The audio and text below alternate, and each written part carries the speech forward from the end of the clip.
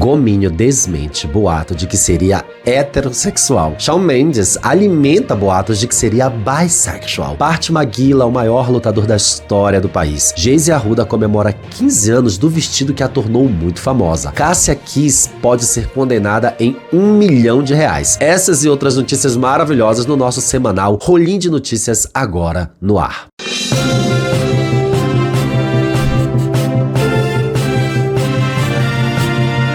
Olá, minhas rolinhas, eu sou Márcio Rolinho, criador e apresentador deste periódico semanal de notícias, onde comentamos as coisas que bombaram nas redes sociais. Se você não é seguidor ainda, por favor, segue o canal. Aqui de baixo também tem o Pix, tem o Apoia-se. Você escolhe uma maneira de mandar um dinheirinho pra gente e continuar fazendo vídeos a semana inteira. E vamos de notícias.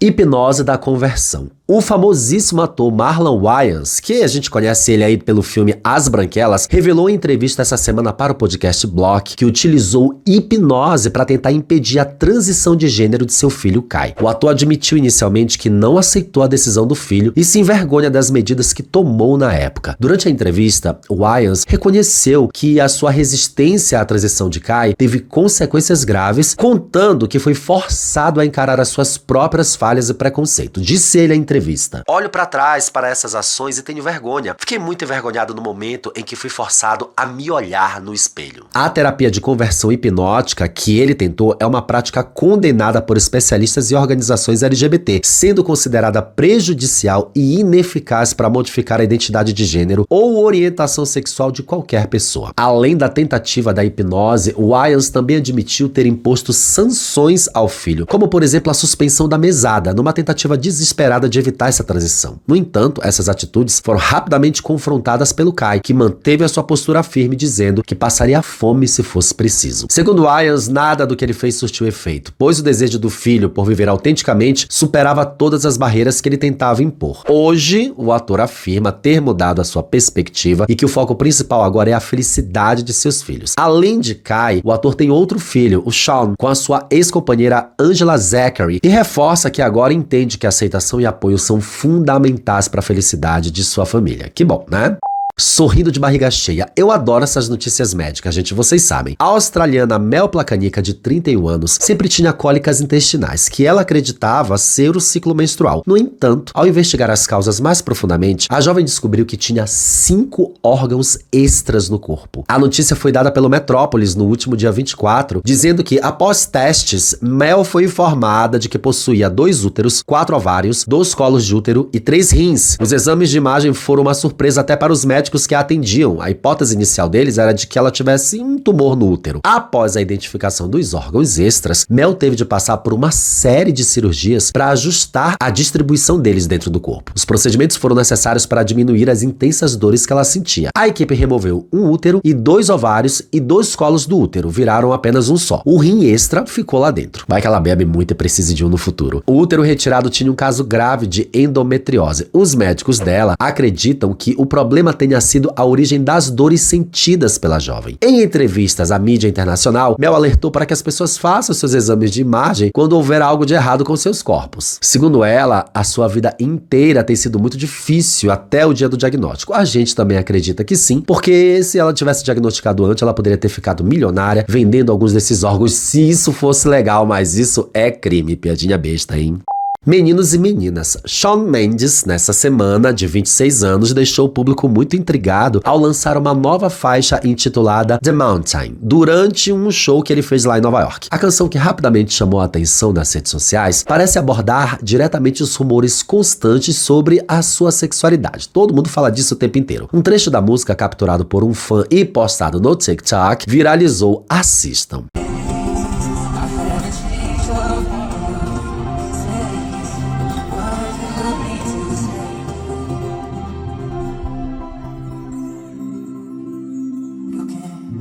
Say I'm too young, you can. Say I'm too old, you can. Say I like girls or boys, whatever fits your mold, oh you can. Say I'm a cheater, you can say I'm too far gone, but I'll never be better, so call it what you want. Call it what you want. Call it what you want. refrão ele diz: você pode dizer que eu sou jovem demais, pode dizer que sou velho demais, você pode dizer que eu gosto de garotas e de garotos, o que quer que se encaixe no seu molde. Bem, a letra aí sugere uma postura irônica do cantor que há anos tem que lidar com as especulações sobre a sua vida pessoal. Os rumores sobre a sua orientação são frequentemente focados nas redes sociais e a música parece ser uma resposta a essas discussões. Apesar das especulações, Mendes nunca abordou o tema diretamente nas entrevistas e só teve relacionamentos públicos com mulheres. Ele namorou, por exemplo, por 2 anos a cantora Camila Cabello, de 27 anos, e depois do término, ele teve um trelelê aí com a maravilhosa Sabrina Carpenter, de 25 anos. E tá tudo bem, olha, o Gianecchini só se declarou bissexual depois de 174 anos. Tá de boa.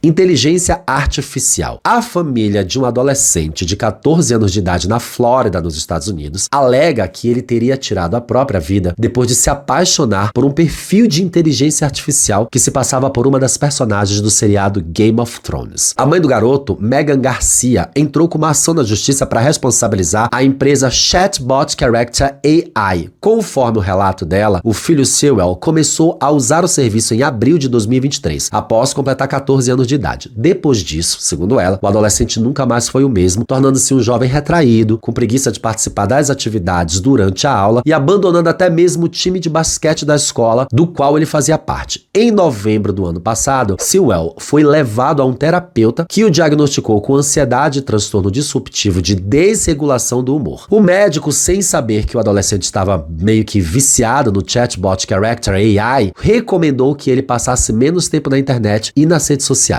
Meses depois, já em fevereiro desse ano, o jovem envolveu-se numa confusão na escola. Ele chegou inclusive a responder um dos professores dizendo que o que ele queria mesmo era ser expulso da escola. No mesmo dia, conforme o processo, ele escreveu no próprio diário que estava sofrendo e que não conseguia parar de pensar em Daenerys Targaryen, que é uma personagem do Game of Thrones, com quem ele conversava no chat de inteligência artificial. No mesmo diário, Sewell chegou a registrar que estava apaixonado por aquele perfil que ele dialogava todos os dias, e ele expressou que ele não conseguia pensar um dia sequer sem estabelecer contato com o chatbot, e que quando estavam longe um do outro, conforme no processo descrito, eles dois, o garoto e o chatbot, ficavam realmente deprimidos e enlouqueciam. Infelizmente, uma vida a menos.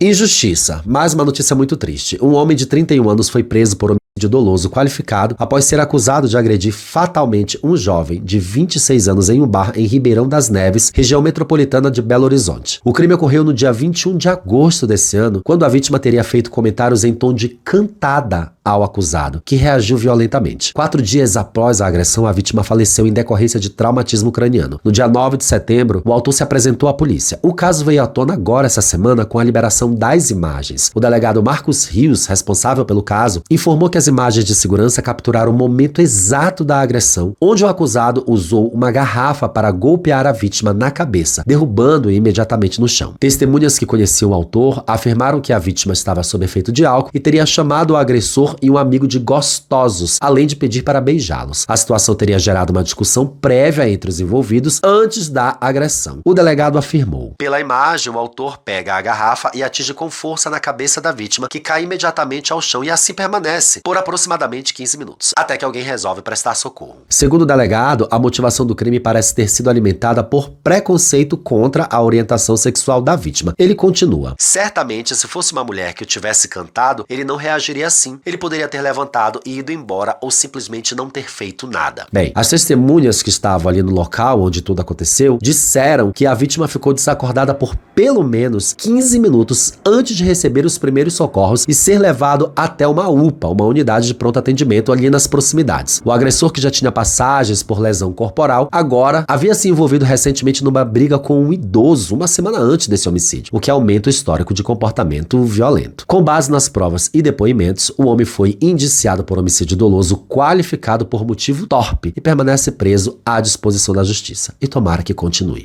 Pirocóptero. Um homem de 31 anos cortou o pênis na hélice do ventilador e foi socorrido pelo Corpo de Bombeiros até o pronto-socorro da Santa Casa de Bataguaçu, a 340 quilômetros de Campo Grande. Sim, gente, é verdade. Segundo o portal de notícias Cenário MS, nessa última quarta-feira, a vítima acionou o resgate na madrugada após o incidente no bairro de Santa Rosa. Conforme o portal, os socorristas prestaram os primeiros socorros ainda no local, mas encaminharam a vítima até a Santa Casa de Misericórdia, a vítima, onde permaneceu permaneceu internado sob cuidados médicos. Segundo o registro, o jovem precisou de ter cirurgia no seu órgão genital, onde levou diversos pontos. O estado da vítima é estável e a dinâmica do acidente não foi divulgada para a mídia. A gente espera que ele apenas tenha tentado aí dar uma resfriada no seu abacaxi e sem querer encostou ali, porque se for algum tipo de fetiche ou brincadeira, ele vai precisar de ajuda psiquiátrica.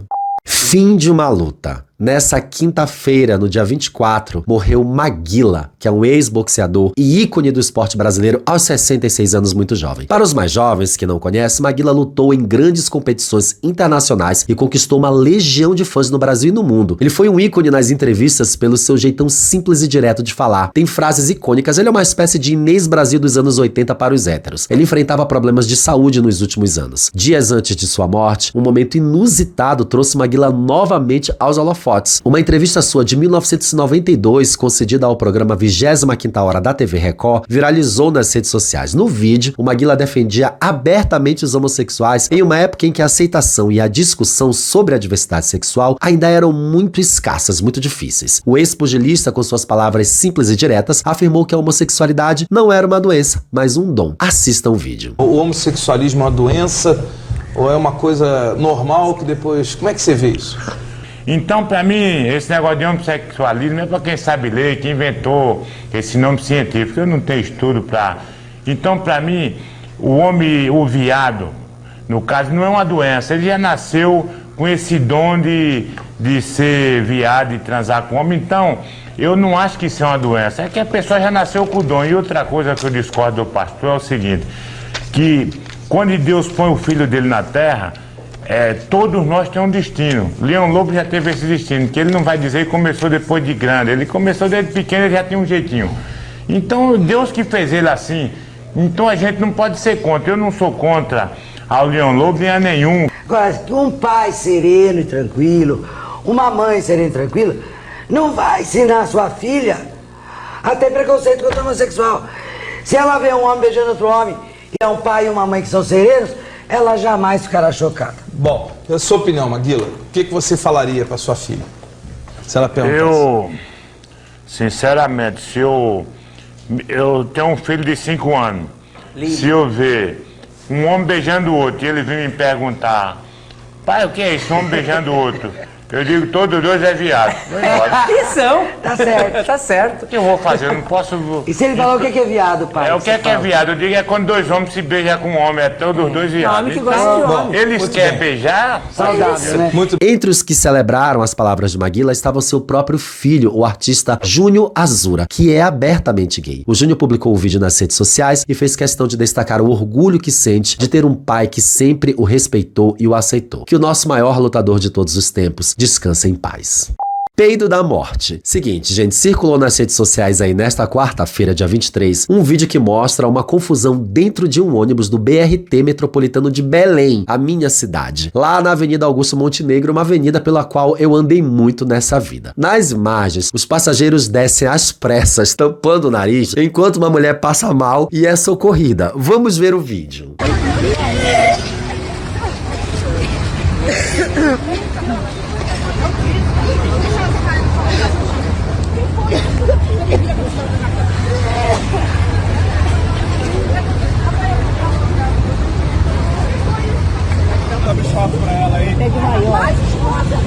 Vou filmar aqui pra me mandar lá, eu vou chegar atrasado.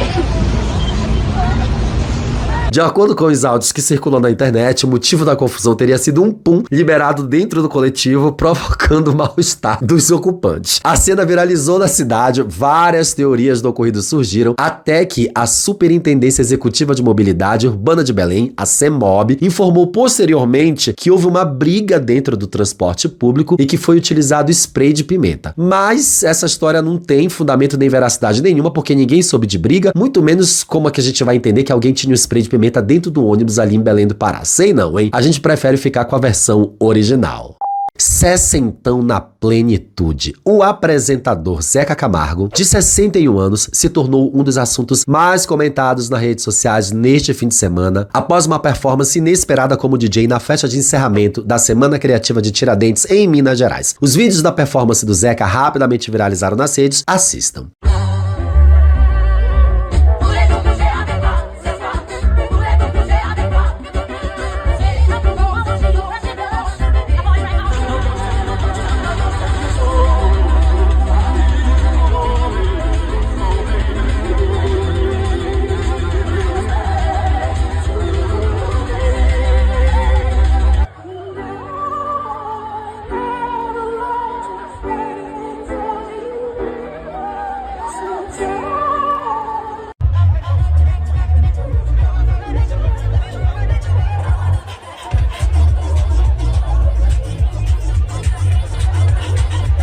Um dia depois, Zeca Camargo compartilhou sua surpresa com a repercussão. Em entrevista ao Extra, o ex-apresentador do Fantástico e do No Limite revelou que a sua atuação como DJ começou de forma despretensiosa, tocando ali para os amigos, disse ele. Foi uma surpresa incrível, estou longe de ser um DJ profissional e geralmente só toco para amigos. O pessoal da Semana Criativa de Tiradentes me convidou para tocar informalmente no ano passado e eu aceitei. De alguma maneira, o meu set, que é bem pop, atravessa 5 décadas. É verdade. Arrasou. Eu, com 60, não vou passar nem na porta de uma festa dessa. Imagina virar DJ. Eu vou estar aposentado.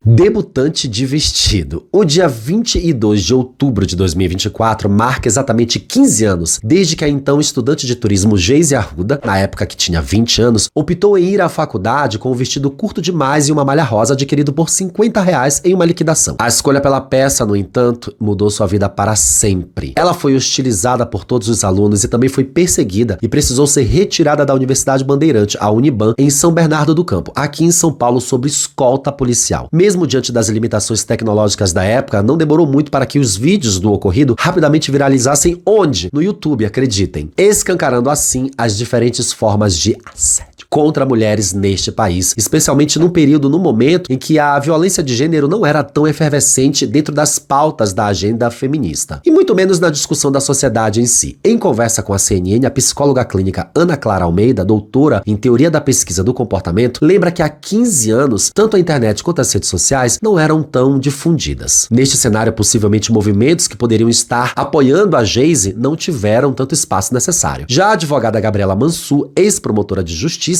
também acrescenta que historicamente a vestimenta feminina traz insights aos desejos obscuros masculinos, chamado de objetificação do corpo da mulher. Frente às leis que respaldam as mulheres, a jurista cita que o episódio polêmico envolvendo Geise Arruda, e desproporcional, claro, revelou a importunação sexual, hoje considerada crime, pelo artigo 215 do Código Penal. Bem, não dá pra desejar parabéns a Geise pelo episódio, porque aquilo foi muito tenebroso. Mas dá pra desejar parabéns a ela por tudo que a vida dela se tornou, hoje trabalhando com seu conteúdo na internet, sendo uma das maiores arrecadações de OnlyFans no Brasil. Já fizemos uma live juntos, eu e Geise Arruda, tá ali pelo meu Instagram, procura pra assistir.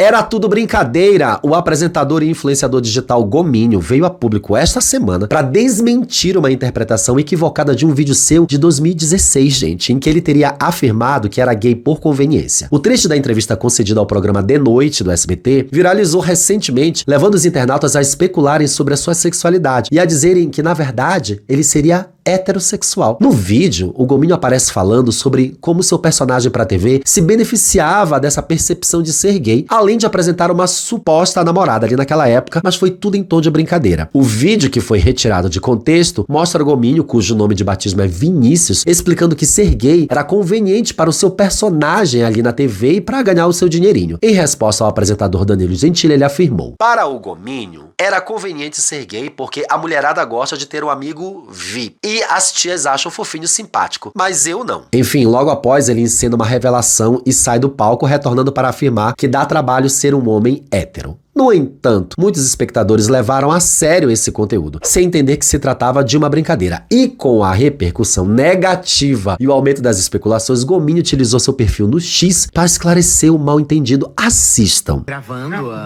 Oi, gente, olha, eu não queria estar parando a minha vida, que demanda demais, pra estar vindo aqui falar sobre isso, ó. Mas eu abri uma caixinha de perguntas, agora invadiram minha caixinha de perguntas.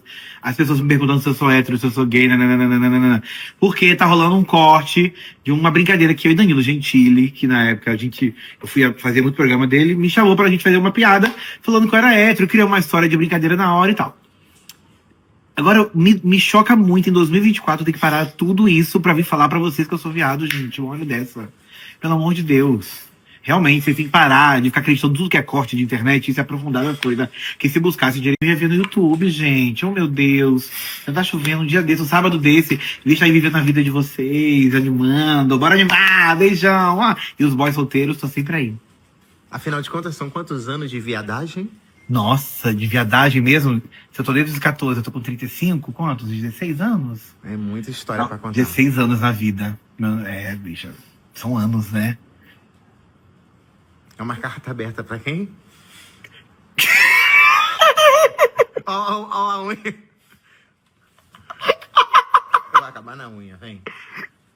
E volte Preta Gil. Que bom, né, gente? Imagina perder assim um membro da comunidade do nada para os héteros. Me poupe. Abercrombie & Fitch, notícia seríssima, nessa terça-feira, agora dia 22, Mike DeFries, o ex-CEO da marca de roupas Abercrombie & Fitch, foi preso sob graves acusações de tráfico sexual e prostituição interestadual, de acordo com a NBC News. A detenção ocorreu em West Palm Beach, na Flórida, nos Estados Unidos, e também resultou na prisão de mais duas pessoas, o Matthew Smith e o James Jacobson, apontados como seus parceiros no esquema. Olha que coisa. As prisões são resultado de uma investigação iniciada há um ano, envolvendo a exploração de homens recrutados para eventos privados organizados por DeFries ao redor do mundo. As autoridades locais informaram que o trio deve comparecer aos tribunais ainda esse mês, ali na Flórida, em Wisconsin, e ainda uma futura acusação vai ser revelada em Nova York. A denúncia contra o ex-CEO e seus associados ganhou repercussão após uma investigação da BBC, que revelou uma operação sofisticada de tráfico sexual. O esquema envolvia um intermediário e uma rede de recrutadores encarregados de atrair homens para os eventos realizados nas residências dele, lá em Nova York e em outros hotéis internacionais. Os advogados de Mike e de Matthew negaram qualquer irregularidade por parte de seus clientes, mas o representante legal de Mike, Brian Bieber, declarou à NBC que as acusações serão sim respondidas de forma adequada no tribunal. As prisões foram celebradas pelos advogados das vítimas envolvidas no processo. Brittany Henderson, representante de várias vítimas, classificou as detenções como um importante passo para a direção da justiça para os homens afetados nesse esquema. Brad Edwards, outro advogado das vítimas, destacou a importância da investigação jornalística da BBC, afirmando que esse trabalho foi essencial para as prisões e para expor a magnitude da operação que teria ocorrido sobre a fachada de uma marca de prestígio como a Abercrombie & Fitch. Dois papais. Antonella, de 5 meses, é a primeira bebê com DNA de 2 pais no Rio Grande do Sul e tem trazido a alegria à casa do Jarbas Bittencourt e Mikael Mielke. Gerada por barriga solidária, ela representa a força das novas configurações familiares. Desde que sua história começou a ser compartilhada nas redes sociais, Antonella, essa semana, conquistou mais de 100 mil seguidores no Instagram. É isso aí, já tá ganhando dinheirinho, tornando um ícone do universo LGBT. Para o casal é importante amar e respeitar as diferenças, e esse momento servirá para que eles se conectem ainda mais com a criança. A bebê foi concedida por meio de fertilização in vitro, utilizando o sêmen de Jarbas e um óvulo doado pela irmã de Mikael, com a barriga sendo de Jéssica Koenig, amiga do casal. Essa semana ela comemorou seu mêsversário com os dois papais. Assistam o vídeo, coisa mais linda.